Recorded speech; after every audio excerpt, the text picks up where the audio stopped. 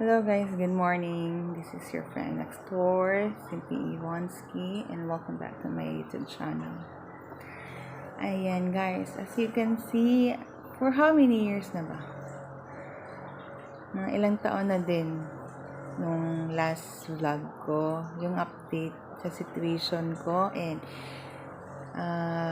nakita na naman sa mga videos na meron akong mga slideshow na nilagay. Sorry kung bakit ngayon lang ako ulit nag-vlog.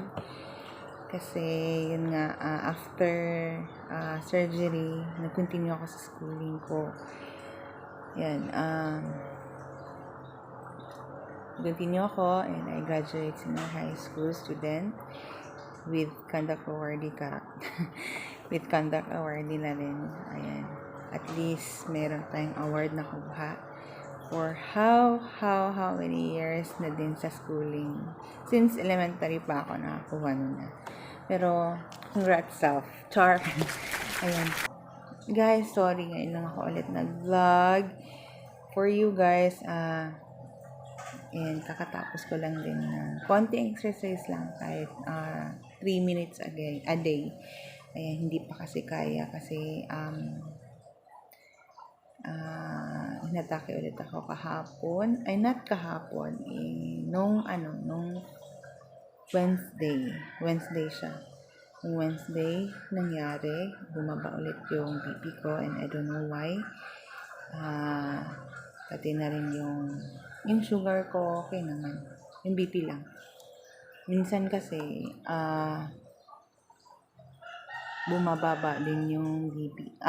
Yung sugar ko. Without knowing why. Pero meron naman din ako mga chocolates na pinatako dito. Pero for lang yun, emergency cases. Pero minsan kumukuha din si Tintin ng mga chocolates kasi gusto niya yung chocolates eh. Like me. Char. Ayan. So, update lang. Yan. Sa nakita nyo naman, no? Sa mga clip video na na-post ko dito last year 2022, no? So nakita niyo naman dito na siya guys. Ayan, dito na siya.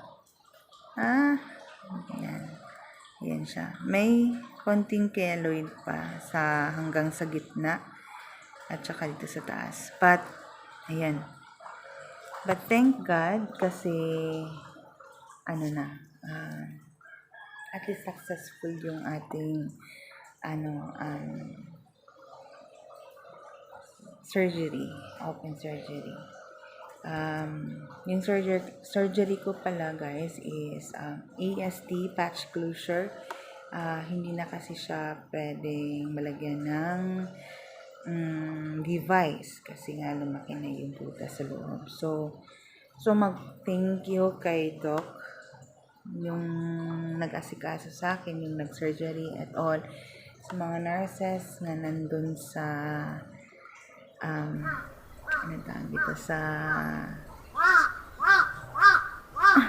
sorry, nawala sa isip ko, yung ICU, yung seko nila.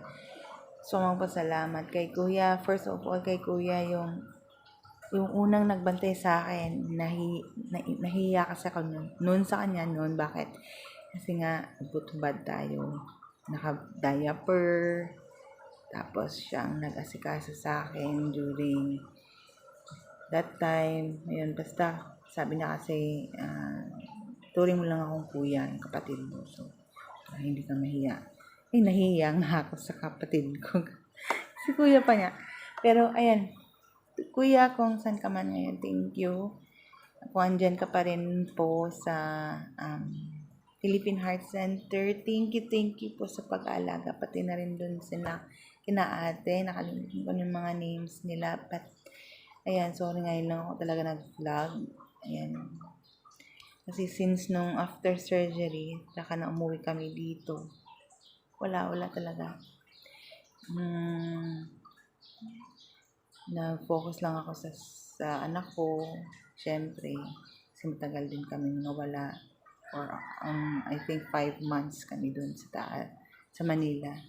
And then, ang tawag dito, nag-schooling na din ako, nag-continue ako nun. Kasi di ba nga, nung bago ako nagpa-opera, nag-undergo ako for the senior high school, grade 11. So, ayun. Ano pa yun eh? Modular system pa lang yun. Ayun. So, ayun. Okay na. Ayan. So, under observation guys, update lang, under observation pa rin naman din ako kasi hindi pa talaga ako totally healed kasi nag 1 year lang nung nakaraang May 2023 ngayong taon. So, nag 1 year lang. And then, lately, pumipitik pa rin siya. I can feel the pain. Kasi pag iba yung pain niya pa rin, parang gaya pa rin nung una. Pero not like anong una, as in, parang binipit. Yung parang inaano niya sa loob. Pero ngayon, ano lang niya, pain, pumipitik lang siya. Pero gaya ng sabi ng doktor, parang sa muscle ng heart lang yun. And then yung pain na yun is nag-bring up ng numbness dito sa dibdib ko hanggang sa lieg until now. Pero minsan lang, hindi daily, hindi. So, tapos may reaction din, ganun pa rin, sumasakit yung dito ko, tsaka yung likod ko, parang tinutusok. Kumbaga, parang inaano ka, ano may, sabi Tagalog ng gibonggab, uy, minatay. Na sinaksak ka dito hanggang likod. So, tagos papunta sa likod yung sakit niya. And then, hindi ko magalaw yung dito hanggang dito sa breast. So, as you can see, nakita nyo naman sa previous sa last update ko sa inyo nung hindi pa ako na-operahan. Ang payat ko pa. Unlike ngayon, lumaki ulit. Lumubo ako ulit. So, ang daming nakanotice na lumaki ulit ako. Ayan, so, naghanap naman ako ng paraan. Pumayat. So, hindi lang siya exercise. Kasi, yung yung exercise na yung pang-heavy exercise talaga para pumayat yan. No, hindi pwede sa akin yun. Yung lang sa akin, yung parang yoga lang din style. For until 3 minutes lang. For the beginner, kasi ngayon lang ulit ako nag-exercise. Yan, tapos, sa pagkain naman, nililes na ako, hindi gaya nung previous, nung schooling pa ako kasi marami kumain. Kasi nga stress sa school, pagod, nandun na din yun. So, lately, ganun. Nangyari kahit nung nag-schooling ako, nagpe-pain chest pa rin kasi nga, lalo na yung room namin, nasa 3rd floor rather. So, I know it's 4th floor. So, nasa 4th floor siya. Hingal ako. So, hindi naman siya yung dire-diretso yung akyat.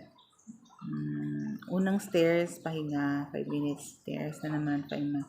Hanggang sa dumating ako sa 4th floor. Pero sadyang stress din para sa'yo kasi akyat, diba? Tapos, hindi ka pa noon. Nag-start ako nung nag-schooling ako, ilang months pa lang yung tahi ko. So, hindi talaga pwede. So,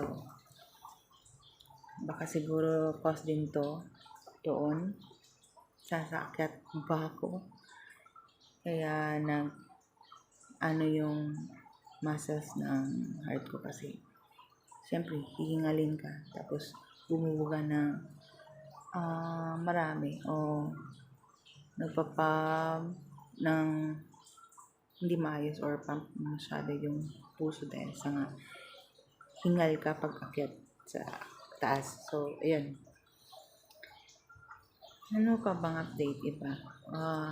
Ganun pa rin ang buhay. Yun nga, after nung After nung graduation, naghanap ako ng work, guys, instead of continuing my college. So, sabi ko sa sarili ko, gusto ko muna tulungan ang asawa ko to work para lang may contribute kami. Siyempre sa amin, makapag-earn para din sa schooling ko next year. But then, suddenly, accident, yun nga, nangyari ulit, pump ulit. So, nag-worry yung store. So, for all you know, nag-work ako dito sa Dumaguete, Chowking. Nag-work ako ng fast food, guys. Tinanggap ko na lang yung work kasi hindi ako ma-hired dun sa mga like related sa aking strands. Like IT, like pwede naman sa BPO, pero hindi ako makapasa. So, okay lang din naman. Ika nga sa iba, try until you reach that goal or until you succeed. Yun. So, wala akong ibang hinangad para makapag-work, kaya hindi man ako na hired sa BPO company, but na-hired ako doon para sa fast food. At yun sa Chowking, sa Dumaguete, sa lungsod ng Dumaguete na. So, nung nag-start ng orientation na pili ko, kasi pinapili kami, napili kong station is yung sa kitchen.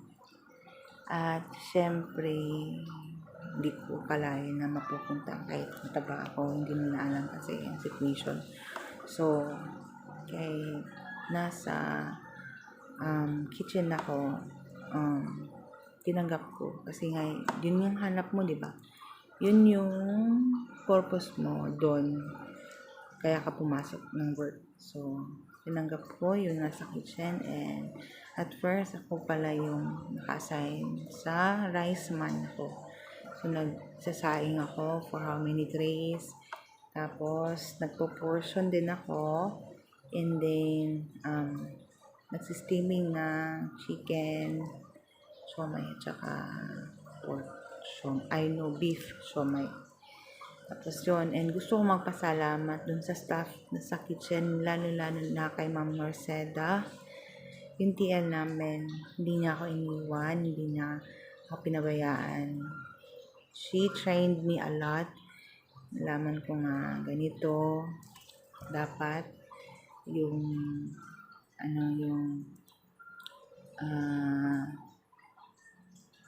proper na gawin, yung proper talagang kahit rush na yung ginagawa, dapat proper talaga. So, ayun, gusto kong pasalamat kay Ate Narceda. Thank you, Ate, kahit hindi na ako nakapagpasok ng ilang weeks dahil nga sa situation ko, hindi nyo pa rin ako parati pa rin kayo nag-update about my condition. Ayan, thank you, Ate. And gusto ko din magpasalamat kay Kuya Sir Alfie. Kuya talaga. Sir Alfie, thank you dahil nung last ko doon, yung incident sa stairs, hindi mo iniwan, kuya, nandun ka, pinisil mo yung kamay ko, tawag dito, tinulungan mo ko maging okay hanggang sa pinauwi ako. Thank you, kuya, dahil ikaw yung taong nakarinig sa situation kahit umiiyak na ako that time. Ayan, gusto ko mag-thank you sa iyo, kuya. Salamat ng sobra. Ayan. So, yun lang, guys. In-update ko sa inyo. Ngayon hindi pa ako nakabalik sa work. I need to undergo some tests. Andito yung mga picture sa baba. Kailangan kong gawin yung test na yan para malaman natin yung situation kung ano na yung latest sa nangyari sa puso ko after a year. Kasi, yun nga, after nung surgery, nag-schooling ako, overstress, kaya hindi na iwasan. Kaya ngayon, nag-pain-chest talaga siya. So, my doctor na pinag-check upan ko, nag-worry din sila kasi hindi nga sila cardiologist. So, kailangan niya makita para sa pag-visit ko kay doc, sa cardiologist ko mismo, sa private cardiologist ko, makita niya yung result ng aking x-ray. So, x-ray? Bakit x-ray? Lahat ng lab related sa heart. So, ayun, okay naman yung sa laboratory ko dun sa work, okay naman yung x-ray, no enlargement, na wala na, naging normal na yung heart. Pero, kailangan pa rin natin i-check yung puso ko kasi after the surgery, nagkakilos-kilos ako, hindi ko namalayan na not allowed pala, ganito, ganyan. Tapos, pa ako ng time na yun. Naglaba ng marami. So, hindi inatake ulit. That was, long time ago na. Hindi yung long time ago. Last year pa siguro. Before ako nag 1 year. So, talagang, ayun. So, guys, sa mga like me na heart disease patient, advice ko lang, if gusto nyo po talagang mabuhay ng matagal with your family and fight for your sakit. Wala namang mawawala kung sumugal ka. Kumbaga, sumugal ka. At least may nagawa ka sa sarili mo at sa family mo dahil nagpa-surgery ka sa puso. Ayan. Kasi kailangan, sabi ng doktor, kailangan na talaga. So, go for it. Ayan, sumugal ka. Sumugal ako with all my heart. At ayun nga, binigay ko na kay God lahat. Pinoclaim ko na din sa Kanya. Sabi ko sa Kanya, ikaw na po bahala, God. Ikaw na din bahala sa pamilya ko kung ano man yung nangyari. Hindi mo na ako magising. And then, bahala na po. So, it's a miracle din na after surgery, pag lipat nila sa ICU, 30 minutes on that, nagising ako. Then, nakita ng asawa ko, nagising ako. So lucky, so blessed. Ayan. So mag-thank you sa mga taong tumulong that time. So rin mag-thank you syempre sa asawa ko. Nandun. Parati hindi na ako iniwan sa ere. Update siya kahit bawal sa loob. Nandun.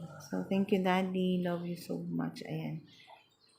Siyempre kay Papa at saka kay Tita. So mag-thank you kasi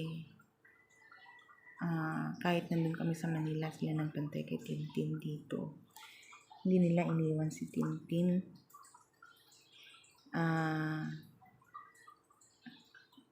Tinulungan din nila kami dun sa processing ng guarantee letter sa governor dito sa Dumaguete. So thank you kay Papa, kay Auntie Roslyn. Thank you sa inyo. And then, ayun, so, ito na yung latest update and hopefully tuloy-tuloy na itong vlog ulit. Na-miss ko kayo, guys. Na-miss ko kayo. So, hopefully you like this video as what I've updated about me.